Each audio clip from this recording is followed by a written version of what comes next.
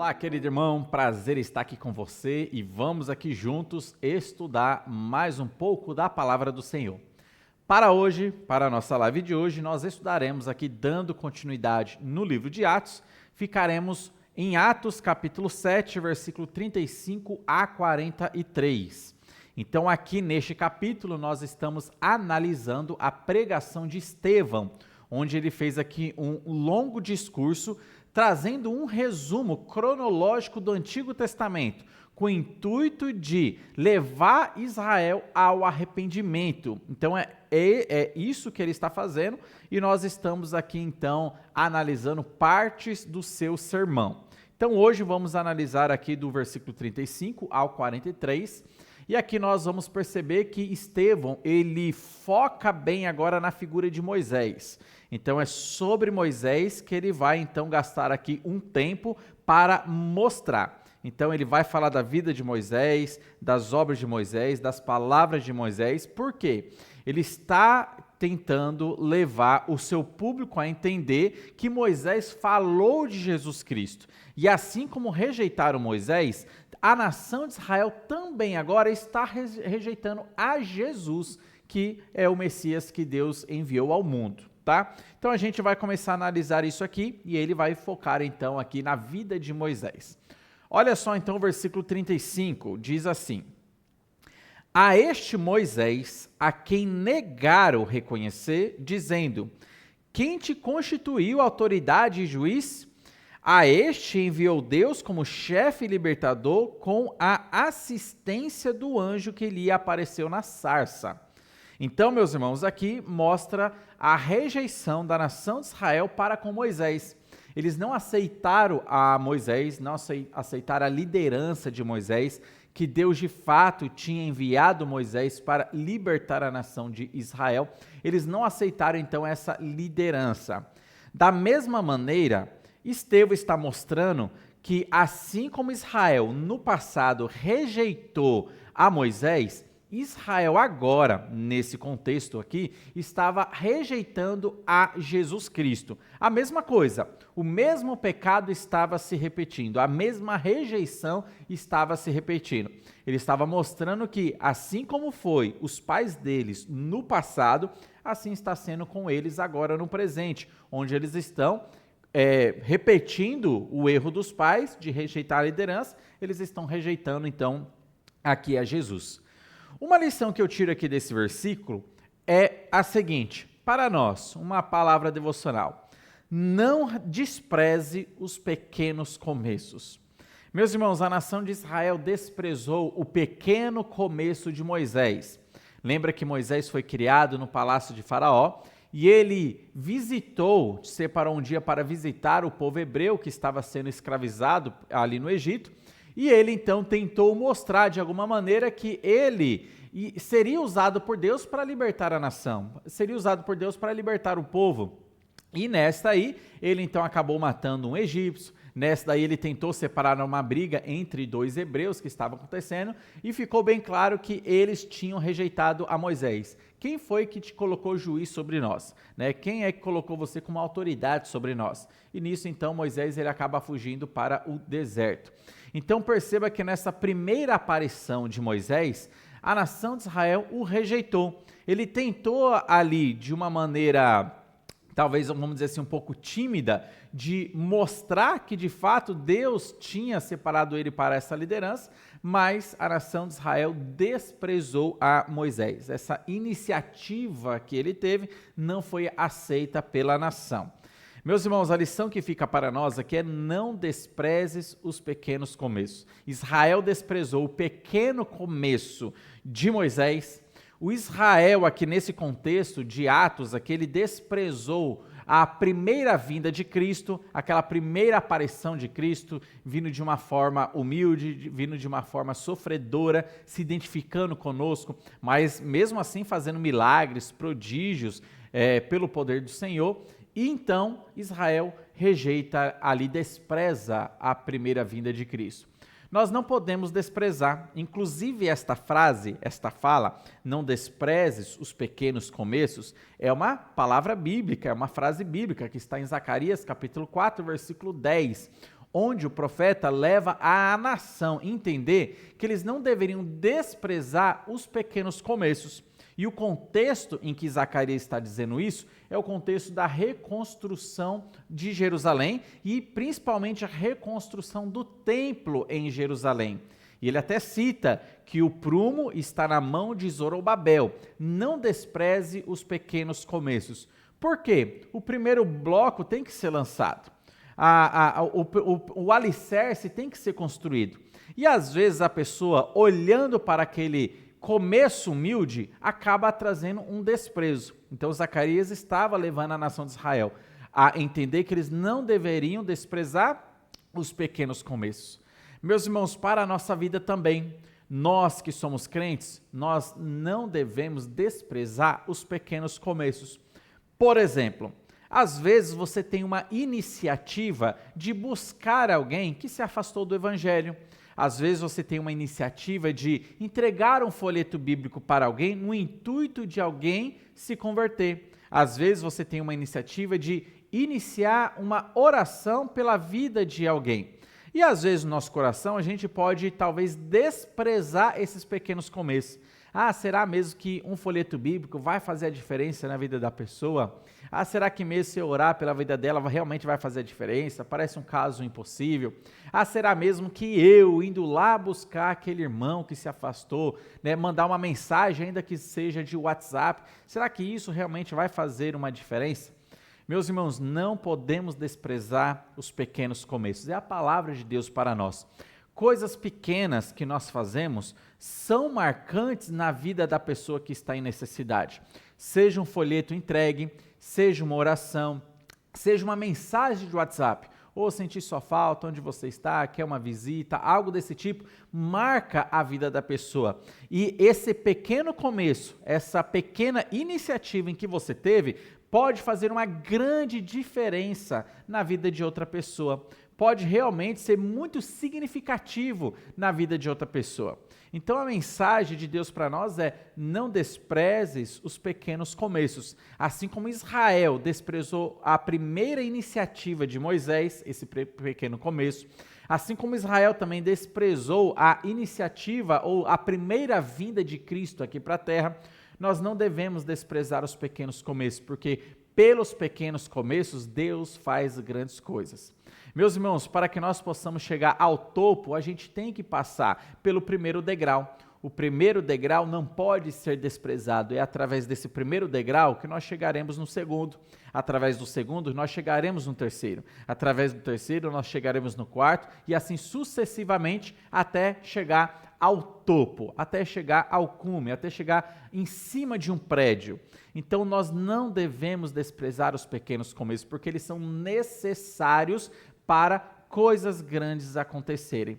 Pequenos começos, como uma oração, como um folheto entregue, como uma mensagem de WhatsApp demonstrando uma certa preocupação, interesse por uma pessoa, isso é significativo. Isso são os primeiros degraus que nós podemos estar subindo para influenciar e dessa maneira fazer coisas grandes na vida de outras pessoas. Não devemos, dessa maneira, desprezar os pequenos começos, como infelizmente a nação de Israel rejeitou a primeira iniciativa de Moisés. E aqui nesse contexto, rejeitando agora a primeira vinda de Cristo aqui para a terra. E é isso que Estevão então está levando a nação a entender. Assim como no passado, os seus pais rejeitaram o pequeno começo de Moisés, vocês também estão rejeitando a primeira vinda de Jesus Cristo. Então ele está levando a nação a entender a falha e o pecado que eles estão cometendo em rejeitar a Jesus Cristo. Olha o versículo 33, dando continuidade aqui. 36. Este, Moisés, os tirou fazendo prodígios e sinais na terra do Egito, assim como no Mar Vermelho e no deserto durante 40 anos. Aqui agora, no versículo 36, nós não vemos aqui uma aparição humilde de Moisés. Na verdade, o contrário. Nós vemos aqui uma aparição poderosa, potente, visível, cheia de sinais, prodígios, com poder. E o Êxodo fala, né, as 10 pragas que por meio de Moisés foi lançado ali na terra do Egito. Então a gente vê uma aparição poderosa, não uma aparição humilde, como foi a primeira iniciativa de Moisés. E aqui, evidentemente, nós temos uma figura muito clara a respeito de Jesus Cristo. Perceba, assim como a primeira aparição de Moisés numa tentativa para libertar a nação de Israel foi uma aparição humilde e desprezada pela nação de Israel, assim também foi a primeira vinda de Jesus Cristo aqui na terra, de uma maneira humilde, se identificando com as nossas falhas, se identificando ali com as nossas fraquezas, ele então se encarnando e dessa maneira também desprezado pela nação de Israel. Mas a segunda vinda de Moisés para o Egito, a sua segunda ida para lá, já não foi de uma maneira assim humilde, já foi de uma maneira milagrosa, foi de uma maneira potente, visível, com sinais, prodígios, poderosa. Ele já estava enfrentando o Faraó e ali falando com Faraó para deixar o povo ir, mas o coração endurecido de Faraó, então não permitindo que o povo fosse, então essas pragas vinham ali na terra do Egito.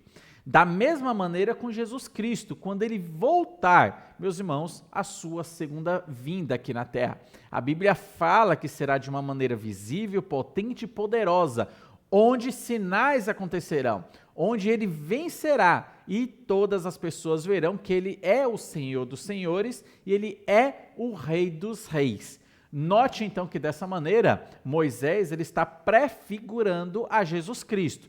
As duas idas de Moisés e as duas vindas de Jesus Cristo aqui para a terra. Nós percebemos então como a nação de Israel rejeitou a Moisés e aqui agora nesse contexto de Estevão, a nação de Israel rejeitando o Messias na sua primeira vinda. Mas Moisés foi aceito na sua segunda vinda pela nação de Israel. E assim também será na segunda vinda de Cristo. Ele também será aceito pela nação de Israel, havendo dessa maneira uma salvação nacional, como a Bíblia promete, como a Bíblia já profere para nós antecipadamente. Por exemplo, Romanos capítulo 11, falando que todo o Israel então será salvo. Será na segunda vinda de Cristo. Olha o versículo 37, diz assim: Foi Moisés quem disse aos filhos de Israel: Deus vos suscitará dentre vossos irmãos um profeta semelhante a mim. Então note que Estevão está caminhando e conduzindo a mentalidade do povo para entender exatamente isso. Perceba, no passado, os seus pais rejeitaram a Moisés. Vocês agora estão rejeitando a Jesus Cristo. Foi o próprio Moisés quem disse que Deus levantaria um profeta semelhante a mim. E aqui é muito claro para a nação de Israel, para todos nós, que este profeta não é um profeta comum, como todos os profetas do passado. Não, aqui é uma referência ao Messias. Então aqui eles estão entendendo, não, aqui está falando do Messias. Isso era claro já para todo Israel, para a liderança religiosa, fariseus, saduceus, todos eles entendiam que esse texto estava falando da vinda do Messias.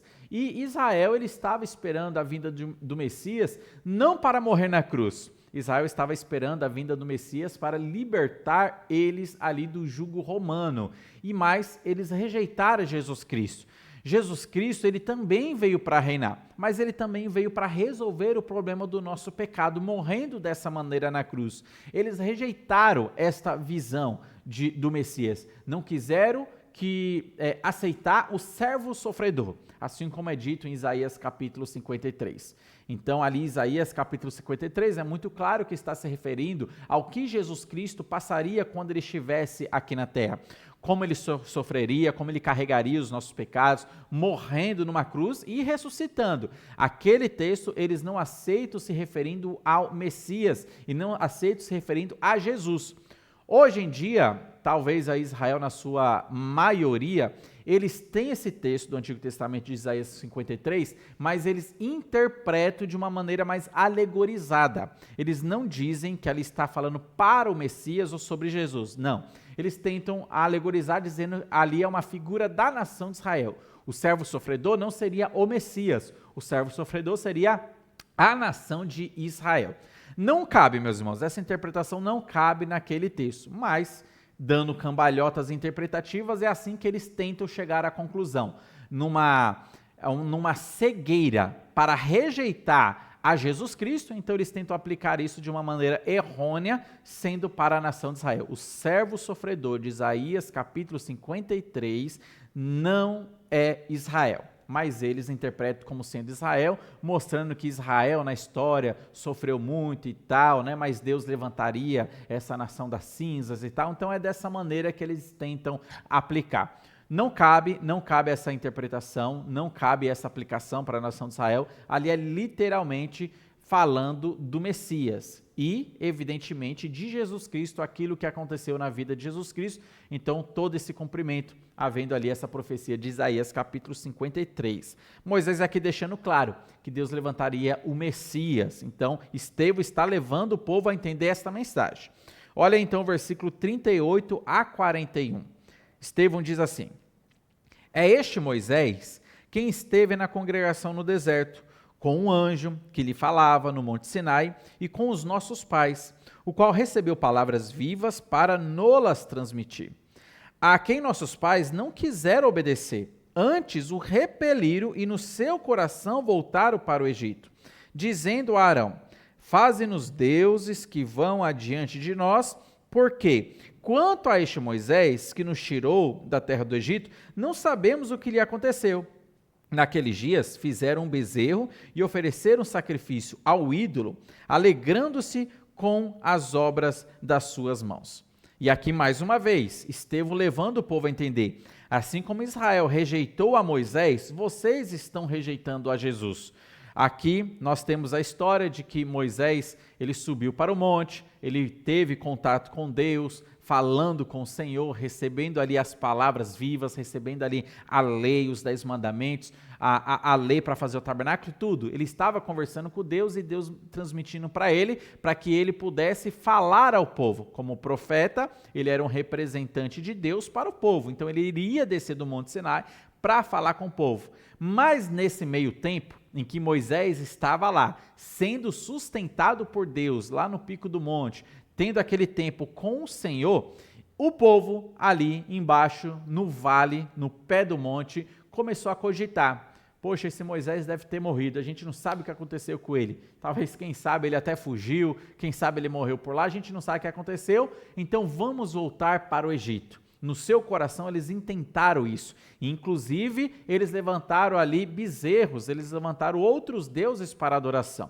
Eles se desviaram de uma maneira muito rápida, ainda que tivessem visto tantos milagres que Deus realizou na terra do Egito para os livrar da terra do Egito. Ainda que eles tivessem visto o Mar Vermelho se abrindo e eles passaram a terra seco sem molhar os pés, eles passaram por aquela localidade, chegaram do outro lado, viram o mar se fechando sobre Faraó e sobre o seu exército, aquela vitória que Deus trouxe, todo aquele poder, aquela potência da manifestação do Senhor.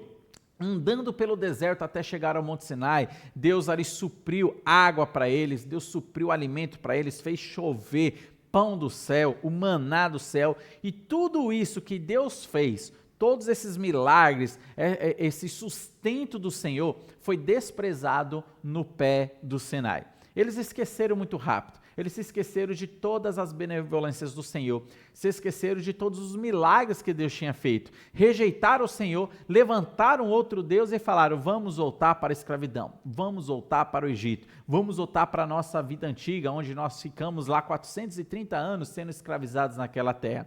No seu coração, eles tentaram voltar. E assim, Estevão está mostrando então para a sua geração, para aqueles israelitas, diante daquele sinédrio, assim como foram seus pais, vocês também estão realizando a mesma coisa, vocês estão rejeitando o líder, vocês estão rejeitando o Messias, vocês estão rejeitando a Jesus, vocês estão rejeitando a Deus, vocês estão levantando em seus corações outros ídolos, estão vivendo na escravidão do Egito, na escravidão do pecado, mas Cristo quer libertar vocês, assim como Moisés libertou a nação de Israel. Cristo ele quer libertar vocês da escravidão do pecado. Então é isso que Estevão está levando o Sinédrio a entender. E olha só então aqui o versículo 42 ao 43, dizem assim: mas Deus se afastou e os entregou ao culto da milícia celestial, como está escrito no livro dos profetas. Ó casa de Israel, porventura me ofereceste vítimas e sacrifícios no deserto, pelo espaço de 40 anos? E acaso não levantaste o tabernáculo de Moloque e a estrela do deus Renfã, figuras que fizeste para as adorar? Por isso vos desterrarei para além da Babilônia. Meus irmãos, aqui nós vemos algo interessante. O início do versículo 42 diz: mas Deus se afastou e os entregou ao culto da milícia celestial. Nós vemos aqui uma ação ativa de Deus de se afastar da nação de Israel e os entregar ao seu bel prazer, os entregar ao seu próprio pecado, os entregar aos prazeres do seu próprio coração. Aqui nós estamos vendo uma situação triste de quando Deus abandona o pecador, quando Deus abandona a nação de Israel, quando Deus abandona aquele que o rejeita de uma maneira obstinada. Meus irmãos, a Bíblia fala isso. A Bíblia fala que, de fato, quando uma pessoa, Deus está chamando essa pessoa para o arrependimento, Deus está convocando essa pessoa para o arrependimento, está com seus braços abertos, graciosos, chamando e chamando e chamando, mas a pessoa está rejeitando constantemente, de uma maneira obstinada, não quer e não quer e não quer, e rejeita. Deus, de uma maneira ativa, Ele mesmo se afasta da pessoa. Ele mesmo entrega à pessoa a sua vida pecaminosa, aquilo que a pessoa quer no seu coração, e Deus mesmo entrega. Assim como Ele fez com a nação de Israel aqui. Ele se afastou da nação de Israel, entregando a nação de Israel para o seu próprio prazer pecaminoso. Meus irmãos, foi isso que Deus também fez com Faraó. Lembra de Faraó? Deus ali, por meio de Moisés, convocou o Faraó ao arrependimento, a obedecer, deixando o povo ir. Mas a Bíblia nos informa que por 6 vezes Faraó endurece o seu próprio coração. Ele mesmo endureceu o seu próprio coração, o Faraó, não deixando o povo ir. A partir da 7ª vez, por mais 6 vezes, então agora nós temos Deus, de uma maneira ativa, endurecendo o coração de Faraó. E dessa maneira agora, como o Faraó rejeitou a Deus, endurecendo seu coração 6 vezes, então agora nós temos Deus de uma maneira ativa, abrindo as portas do pecado para a Faraó. Olha, já que você quer viver assim, viva assim. Então Deus o abandona, endurecendo então o seu coração. Faraó, já que você quer viver com o coração endurecido, então eis aqui o coração endurecido. Já que é isso que você quer para a sua vida, não quer se arrepender, estou te chamando para uma graça, estou te chamando para um arrependimento, mas você não quer, então viva da maneira em que você quer. Isso, meus irmãos, está descrito para nós em Romanos capítulo 1, é muito claro para nós lá, mostrando o contexto, Paulo está mostrando o contexto que quando o homem rejeita a Deus constantemente, ele sabe quem Deus é, sabe que deveria se voltar para Deus, mas não volta-se para Deus, inclusive adora outros deuses, Deus o entrega à sua disposição mental reprovável. A pessoa fica vivendo ao seu bel prazer. É quando Deus abandona o pecador. Por exemplo, hoje a nação de Israel é uma nação abandonada. Deus não está trabalhando com a nação de Israel. Eles estão vivendo ao seu belo prazer, aquilo que eles querem. Por quê, meus irmãos? Eles rejeitaram Jesus Cristo. Então, Deus está rejeitando, evidentemente, temporariamente, a nação como um todo. Ele não está rejeitando os judeus, no sentido de que, se um judeu se arrepender, ele evidentemente será salvo. Então, não é esse tipo de rejeição, mas a nação como um todo, Deus então rejeitou essa nação. Hoje é uma casa deserta, a nação de Israel é uma casa deserta. Eles não têm profetas, porque Deus não está falando mais para o mundo por meio da nação de Israel. Eles não estão falando, Deus não usa a nação de Israel como o seu microfone para falar com o mundo, não é isso. Então a nação de Israel não está sendo mais usada por Deus nesse sentido. Eles não têm profetas, eles não têm sacerdotes, eles não têm templo, eles não têm rei. A nação de Israel é uma nação abandonada por Deus temporariamente. Deus voltará, evidentemente, a trabalhar com essa nação no futuro, mas hoje é uma nação abandonada por Deus. Por que abandonada? Porque eles abandonaram a Deus, porque eles rejeitaram a Deus. Então perceba que é uma consequência do pecado deles. Deus está respondendo aquilo que eles decidiram no passado. Já que vocês não quiseram estar debaixo das minhas asas de salvação, então eu os entrego então à sua disposição mental reprovável. Já que vocês querem viver longe de mim, então vocês viverão longe de mim. São as palavras de Jesus Cristo em Mateus capítulo 27, versículo 23, versículo 37, onde Jesus Cristo ele chora por Jerusalém. Jerusalém, Jerusalém, que mata os profetas e apedrejas os que te forem enviados. Quantas vezes eu quis te ajuntar como uma galinha junta os pintinhos debaixo das suas asas, mas vocês não quiseram. É interessante notar que o desejo de Deus, o desejo divino era salvar a nação de Israel. Mas por que então que a nação de Israel não foi salva? Porque eles não quiseram. Note que Deus ele não trabalha de uma maneira predestinista. Deus não trabalha de uma maneira forçada, onde ele salva sem mais, sem menos aqueles que ele possivelmente ele elegeu na eternidade passada. Não é dessa maneira. Deus, na sua soberania, escolheu salvar as pessoas de acordo com a volição delas. Você quer ser salva? Então eu te salvarei. Não é que Deus se submete à vontade do homem, mas na sua soberania, ele escolhe então dar a sua graça e o seu arrependimento para aquelas pessoas que então não rejeitam e não resistem à voz do Espírito Santo. É dessa maneira que Deus trabalha e é assim que nós estamos vendo aqui. Então Estevão, na sua mensagem cronológica, ele está levando a nação de Israel a focar um pouco mais para Moisés. Olhe Moisés, olhe o que a nação fez com Moisés. A nação rejeitou a Moisés. E vocês estão copiando o mesmo erro, rejeitando a Jesus Cristo. Moisés proferiu e profetizou a respeito da vinda do Messias. O Messias veio, o Messias é Jesus, e vocês estão praticando o mesmo erro e o mesmo pecado de rejeitar também essa liderança, que não é apenas uma liderança, como tantas outras. Não, é a liderança, é o Messias, é Deus encarnado. Então Israel rejeitando dessa maneira. Então é assim que Estevão está levando o povo a entender. Olha, assim como no passado Deus entregou o povo de Israel aos seus próprios pecados, inclusive eles foram levados cativos ao Egito, isso pode acontecer com vocês também, nação. Se vocês mais uma vez agora rejeitarem o Messias, Deus os entregará e vocês serão uma casa deserta. E, meus irmãos, de fato foi isso que aconteceu. Israel rejeitou a Cristo e hoje estão ali sofrendo as consequências dos seus pecados, de ter rejeitado a Jesus Cristo. Hoje Israel é uma casa deserta, não é uma casa abençoada. Hoje Israel é uma casa deserta. Hoje Deus está trabalhando com outro povo, que é a igreja. Israel, diga-se por passagem, tem ciúmes da igreja. Por quê? É com a igreja que Deus está trabalhando, e a igreja é formada tanto de judeus que creram, mas hoje, na sua maioria, gentios que creram em Jesus Cristo. Hoje, este povo é o povo abençoado do Senhor. É a igreja. A igreja não substitui Israel.